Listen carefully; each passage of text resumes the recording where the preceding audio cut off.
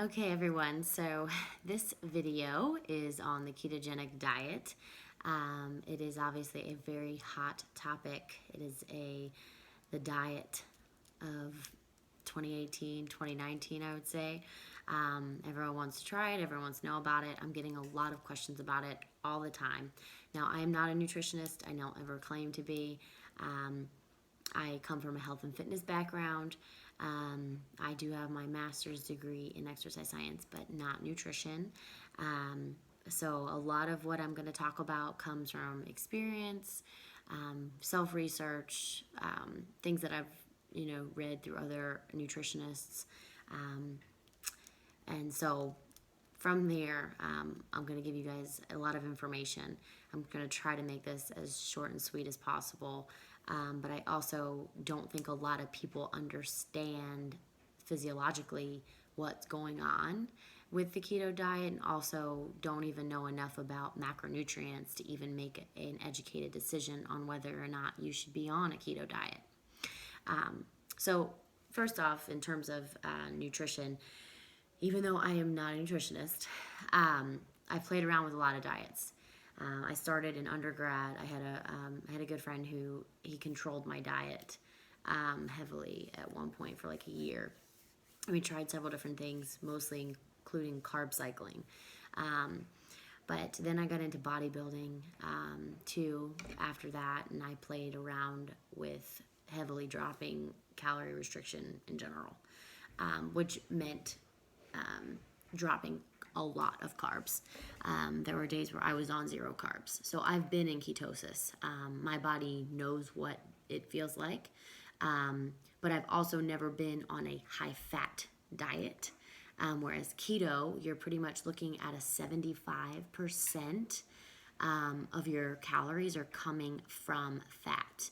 And pretty much it's termed that about 50 grams of carbs or less are going to be in someone's daily intake.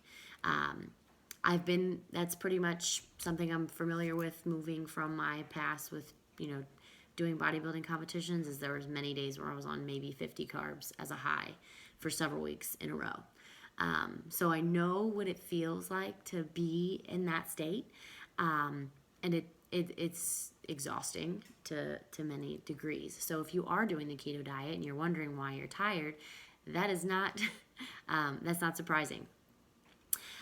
So to start off, there are 3 macronutrients. You have fat, you have protein, and you have carbs. Also, the big one that people forget of, because it's essential basically, is water. So water is also technically a macronutrient, but it's a given, right? You need to drink water to survive. But these fat, protein, and carbs are considered macronutrients because you need to have all 3 of those things to be considered healthy or eating a healthy, balanced diet. And obviously, different diets play with these 3 macronutrients. I think probably, don't quote me on it, but Atkins is probably one of the first ones that started like a low carb diet phase. That's probably, and it's been around for many, many, many years. But it didn't push you all the way to being a keto diet. Whereas now you have this keto diet phase or fad that's predominantly you're eating lots of fat, whereas more like Atkins is more heavy on the protein. So Atkins might be more comparable to a bodybuilding diet where you're eating tons of protein, carbs are pretty low, fat's also kind of low, medium. There are also different types of fat, which a lot of people who, might just be looking at different diets don't understand. In terms of fat, you have saturated fat and you have unsaturated fat. In the unsaturated fat, you have poly and you have mono. And then you also have long chain, medium chain, and short chain fatty acids. Essentially, what that means is the shorter the chain, the easier it is to break down and use for energy. So that is why, for example, coconut oil is really good for you. Even though it's saturated fat, like 90%, most of that fat is medium chain fatty acids, which means it's better if I'm going to go work out, it's better that I eat coconut oil than, let's say, beef, because there's more medium chain fatty acids, which means I can more readily use that fat to break it down for energy as opposed to something with more long chain. Even fish is more long chain fatty acids. In terms of unsaturated fats, the peanuts are talked about a lot because they have a lot of monounsaturated fat, which, by studies show that unsaturated fat is better for you than saturated fat. Beef is heavily saturated. Bacon's probably about 50-50, so considered more on the saturated fat side. And then actually dairy has a high amount of medium chain fatty acids. So butter is actually one of the better fat sources for you in terms of energy use than, let's say, beef again. So that's where you want to take into account is what kind of fat is in the foods that I'm eating. And I think the problem too with keto is it's, when you watch the videos online, is it's so heavy into like bacon and loads of cheese, right? Now cheese, even though it's dairy, it doesn't necessarily have as many, as much unsaturated fat as maybe just straight butter.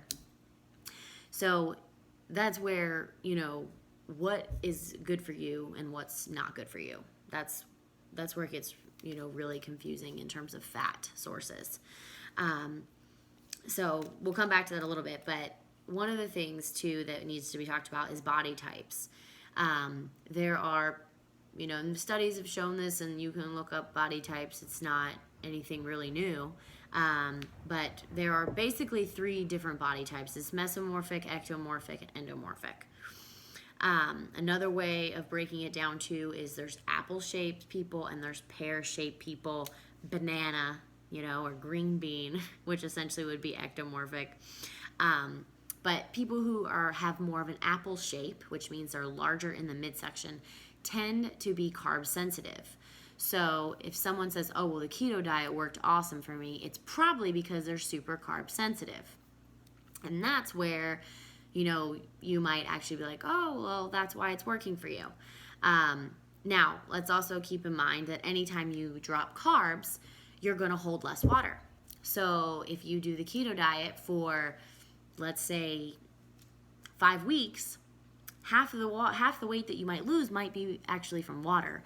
And then as soon as you go back to eating a normal diet, at least that water weight is at least going to come back, like in a given. That can come back in a day, 2 days, depending on how much weight, how heavy you are. The more water you'll hold. So, for example, someone who's 200 pounds is going to hold a lot more water than someone that's 100 pounds. So if they're both on a keto diet, and probably at the end of 4 weeks, let's say, that someone that's 200 pounds is going to lose more weight automatically because they're going to lose more water.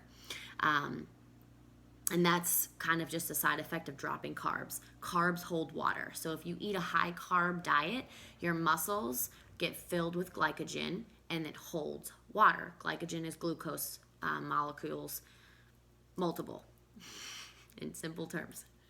And so those molecules hold water. So as you decrease carbs, your glycogen is going to decrease in your muscles, and then you're going to hold less water. Which also brings me to the point that if you are someone who is highly active, also don't recommend a keto diet. Like myself, if you're doing, let's say, an hour workout a day, you're now dropping your glucose or your glycogen storage to very minimal levels because you're in a high fat and very, very low carb diet. So now you're at risk for burning your muscle, because now you have nothing to burn except fat, and sometimes fat can't keep up with maybe how high you're working, and so it's faster to burn muscle at that point than it is to burn fat. And that's where it also can get dangerous. So if you're someone who doesn't exercise and you're on the keto diet, I would say maybe it's kind of smart. You want quick weight loss and you're not exercising, all right, whatever. But if you're someone who really likes to work out, I would say definitely not for you.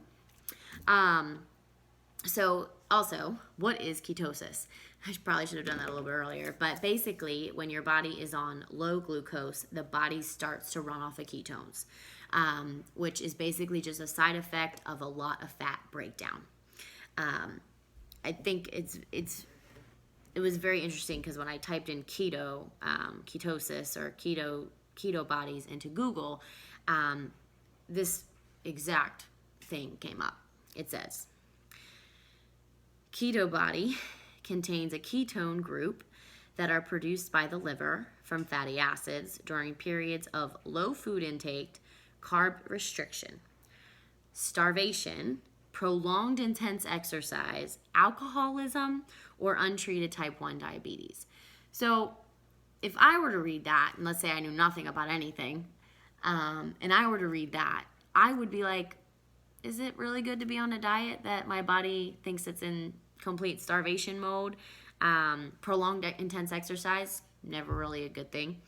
Alcoholism, body thinks I'm an alcoholic, also probably not a good thing. Your brain doesn't actually care whether you're an alcoholic or not in terms of if you're taking in alcohol, but if your body thinks that there's some kind of alcoholism going on due to the metabolic process of you having ketones in your body, that's probably not a good thing. That would be my opinion. So that might be where you want to, think. You might just want to think a little bit longer, and also how likely is it that you can stay on a low carb diet? It's not really that fun for most people, right? Now, if you really love fat and you don't like sweets, you don't like bread every now and again, you don't want a cupcake here and there, hey, maybe it'll work for you. But in the average American world, global diet, really, being permanently on a low carb diet, very low carb diet, really high fat diet, doesn't really stand the test of time, right? Do you want to be on that forever? That's what you have to ask yourself. If you're just trying to lose 10 pounds for a wedding in 10 weeks, hey, go do it, right? If you can. But you want to keep those things in mind. So in my opinion, balance is better, which took me quite a while to get to that. But, which means you don't really want to be on a high carb diet unless you're an, ultra marathon runner or you're an athlete or something. A high carb diet is typically considered to be about 65% carbs. Low carb diet, especially used like in a study or for research, is oftentimes like 40% carbs is considered already low. And I would consider that to be pretty healthy, though. It's a healthy amount of carbs if you're active and you want to lose weight, right? So maybe 40% carbs is a good idea. If you're carb sensitive and you're in apple shape, maybe 30 to 35% would be smart. But that 30 to 35 isn't going to bring you to below 50 for most people, right?